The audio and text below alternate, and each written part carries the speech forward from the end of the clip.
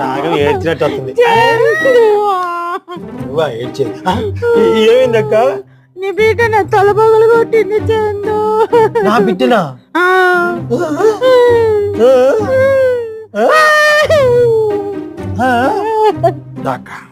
ఈ అమ్మలందరికి పిజ్జా వచ్చేటట్టు నేర్పియాలి. అప్పుడు అయిపోయింది. నేను అసలు పగలు కొట్టలేదు. తలకే బల కొట్టావంట నువ్వు. నేను పొగలు కొట్టలేదు.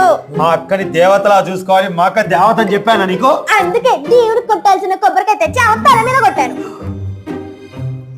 నిజంగా డాడీ అక్క దేవత. ఆ విషయం నీకెలా తెలుసు? కొబ్బరి నీళ్ళు ఎర్రగొచ్చాయి. ఎంత దీక్ష పూనినావమ్మా.